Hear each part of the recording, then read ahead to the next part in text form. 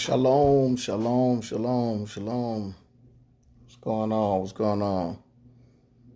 Dang, it seems like I haven't been on live here in a minute. It seems like I ain't been live here in a minute. On this personal page. Shalom, shalom to everybody that's jumping in, that's tuning in. What's going on? Shalom. Hope everybody's doing well this week.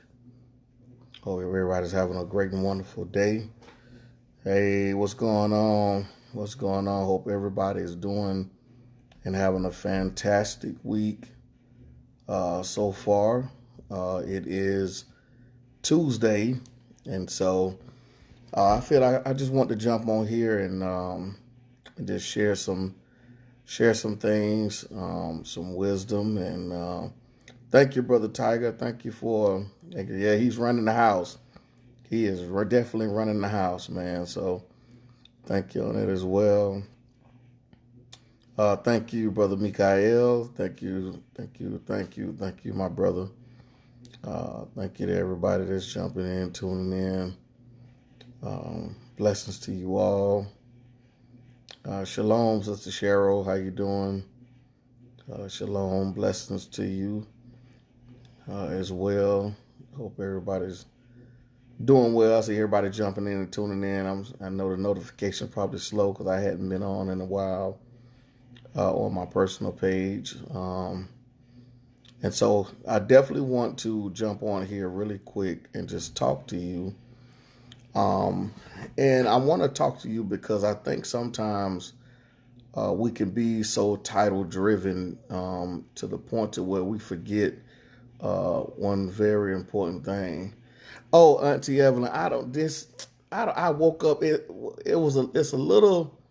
started out as like just a little bump, like a little pimple thing or whatever. I don't know what it was. So I tried to squeeze it, and me trying to squeeze it made it swell up. So I put some alcohol on it. I shouldn't even try to squeeze it.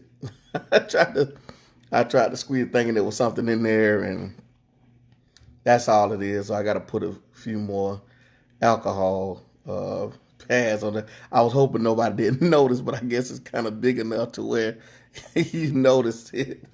But that's pretty much what it is. But I wanted to talk to you. I think sometimes we become so title driven and things like just leave it alone and stop touching it. I definitely will. I'm gonna put some alcohol on it though. I'm gonna put some alcohol on it. I'm definitely gonna put some alcohol on it.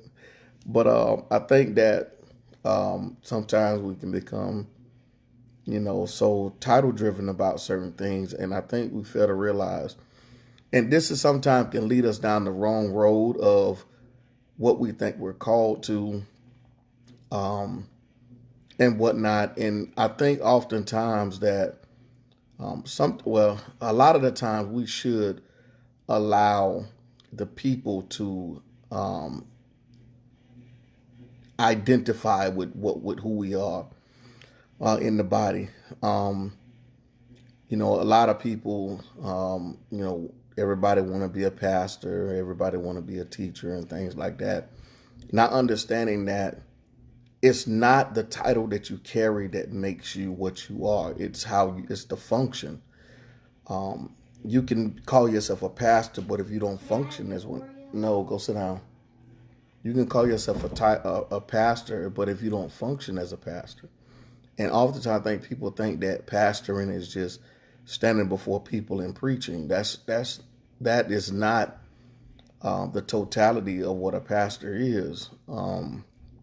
I've talked about this several times before, but most people fail at loving on people. Most pastors, you have to be great listeners, and the thing is that I think people oftentimes pastoring, they want to do all the talking. And that's a lot of times that's the issue. A lot of times in pastoring, some people aren't even looking for a solution. It's just like in a marriage. Sometimes your spouse isn't always looking for a solution. or for you to give them a solution. Sometimes they're just looking for you to simply listen to what they're saying. And listening can be such therapy to some people because all the people that they've dealt with all the time, all the people they dealt with always wanted to give them a solution to a problem. And sometimes, and oftentimes, people aren't looking for solutions to problems. Many times, they're looking for someone just to listen. I think that that's where being a pastor is very important. We have to know when to listen and when to be able to give solutions. And people will tell you when they want solutions versus when they want, to, just for you to be an ear. And that's the thing. It's one of the great things that, Yeshua was a great example of what it's like, what it is to pastor, to shepherd people. And oftentimes he would connect with people. And that's another thing with pastors. Some people, don't even, they want to pastor because we have this definition in the Western world, or we follow people and we've determined that this is what a pastor is supposed to look like. And if you want to learn and find out what a pastor is at the Most High's heart, a true pastor, not only have they mastered, or not only do they follow in the footsteps of Yeshua, but they also have developed a way to connect with people. And that's the thing. Pastoring is very important. Connecting with people is very important. You have to connect with people even before you actually connect with them. You have to actually, when I mean connect with people, look at Yeshua, he would connect with people from a distance before he even had the conversation with them.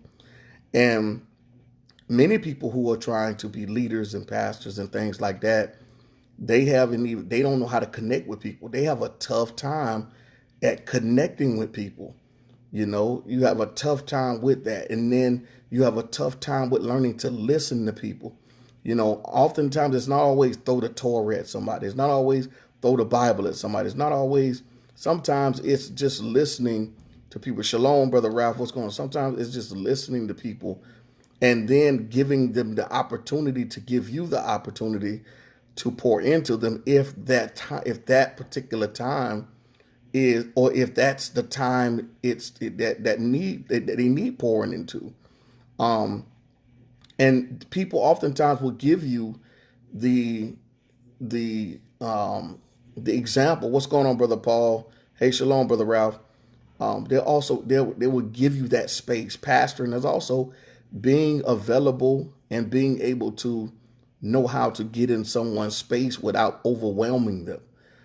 It's not always a sin issue. Being a pastor is not always somebody got a sin problem. Being a pastor, sometimes you have to be able to identify when it's a practical problem, when it's just a practical problem. There's no sin in their life. It's not a sin issue. Sometimes it's a practical issue. It's just simply adjusting to certain things and certain aspects that will help them. Hey, listen, the reason why you having a debt situation isn't because you're cursed. You're having a debt situation because you don't know how to control your spending. That's a practical thing, and oftentimes I think we confuse the two with not knowing when you need to practice delayed gratification and not spend so much. And then you'll realize that you'll be in abundance. But no, you simply, as a pastor, you can give a person the wrong particular information, and giving them the wrong information leads them down causes them to be more of a problem, and it causes them to receive more hell than any devil. It's simply because you gave bad counsel. Hey, shalom, everybody. What's going on? Shalom. And also just pastoring is also being able to also counsel, knowing when to give the proper counsel. Sometimes you have to give it from a scripture perspective. Sometimes you have to give it from a practical perspective. And that's the important things, the understanding that life. Hey, Sister Ayana, how you doing?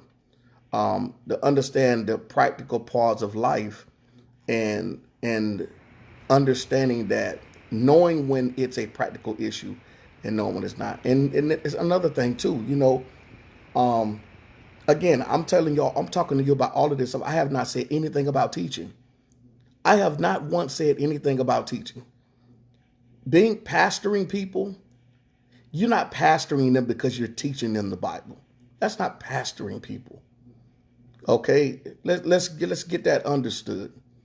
That's not pastoring people because you know how to teach them how to precept. I know people that know how to precept and they still living the life. They still catching hell. They still not happy. They still don't understand how to deal with things. Hey, what's going on, Brother Joshua? Hey, how you doing? Shalom, Sister Michelle. Just because you up there teaching every Shabbat don't mean you're pastoring people. And then you have to, and the thing is, we become so robotic. That's another thing. Pastors are moved by, it's what they call it in the scriptures. You see David and things like that. David was pastoring animals before he started pastoring people. I mean, come on, man. He was pastoring animals before he started pastoring people. He was being prepared in the wilderness with animals, protect them. That's another thing. Pastors are protective. Pastors don't choose sides. You see what I'm saying? Pastors don't choose sides.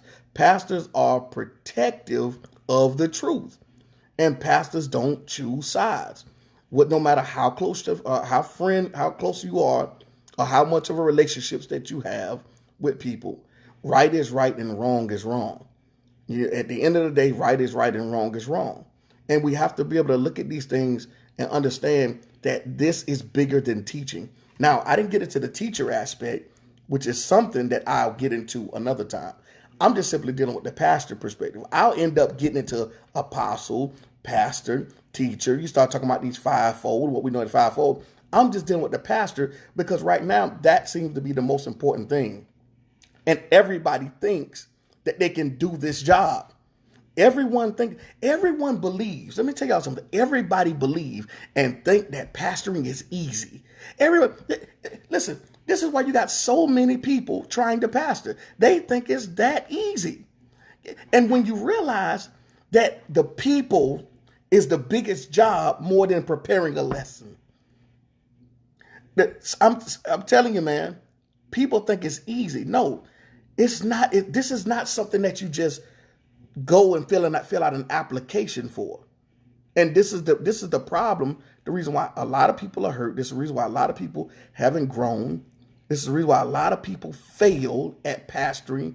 You know, some people do it, 5, 6, 7, 8 times, and they still don't get it. Sometimes it may be able to look at yourself and say, am I actually a pastor? There's more work in ministry to do than to try to put on a pastor's title and don't function as a pastor. Maybe you can pastor the homeless. Maybe you should be able to pastor battered women. Maybe you may be able to pastor drug addicted people. It may not be that your pastoralship is to be in the congregation, standing at a podium, or any of that. That's the thing. We've gotten our minds locked into a Western thinking, into thinking that pastoring is only dealing with being behind the podium, is only dealing with having a congregation, is only dealing with your name being under the sign of the name that the Most High gave you. That's just not one aspect of pastoring. But everybody wants that because everybody wants what they think is the glory. You see pastors committing suicide. You see pastors committing suicide. It's because of the fact that it's so much that pastors, and here's the thing, there's a lot of things that pastors shouldn't have to deal with that they deal with because of the people. Moses pastoring almost drove him crazy. In fact, Moses pastoring Israel caused him to strike the rock because he was pastoring murmuring, complaining people. It wasn't even about teaching them the Torah.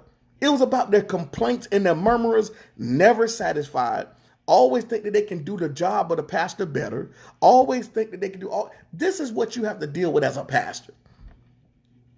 You very rarely get a chance to be in a position to really hear from the Most High, do the Most High's work. If you do, you're spending more of your time talking to the Most High about the stuff that the people bring and the things that you're trying to get to them. And yet you're trying to talk to people, trying to guide them into a vision that the Most High is giving you, and they're fighting and bucking you because they have their thing that they want. Dealing with people and pastoring, it's all about what the people want. And if you give one person something more than you give a next, here comes another problem. You give another person something over the next, here comes another problem. You give another person, now you're dealing with all these people because everybody feel like they're not getting what they want. And yet you're trying to share a vision. You're trying to push a vision of the kingdom. And yet you still got to deal with people because they want their little mini kingdoms within the kingdom structure or within the system structure that the Most High has given you to give to the people.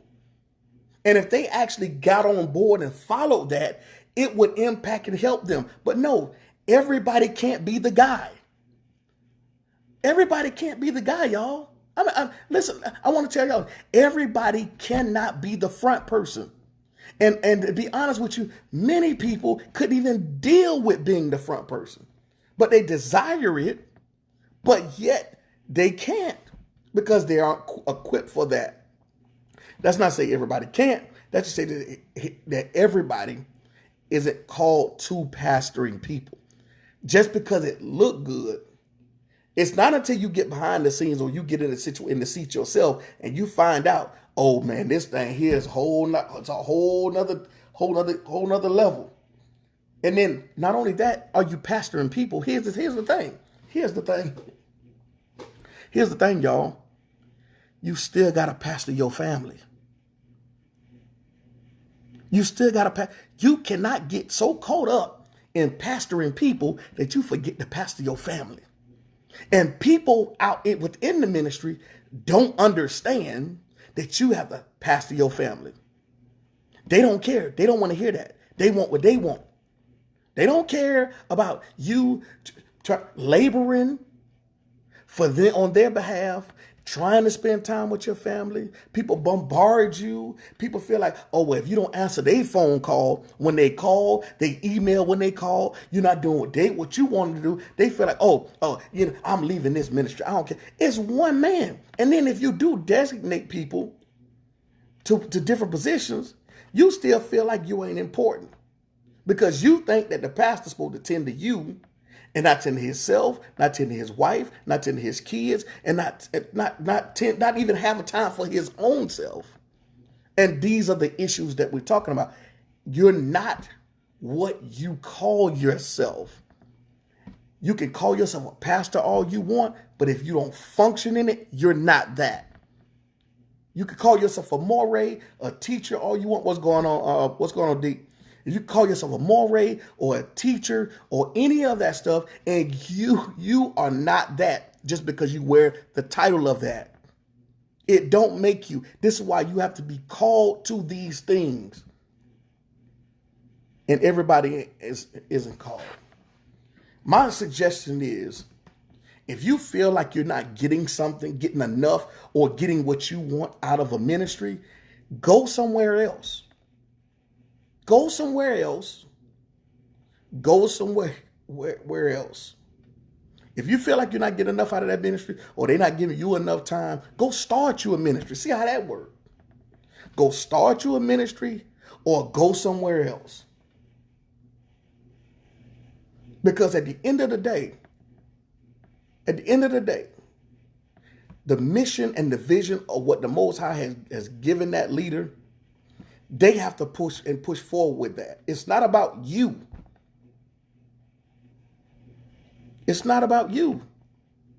So we have to make sure that we're lining ourselves up. We're looking at this stuff and seeing what's going on.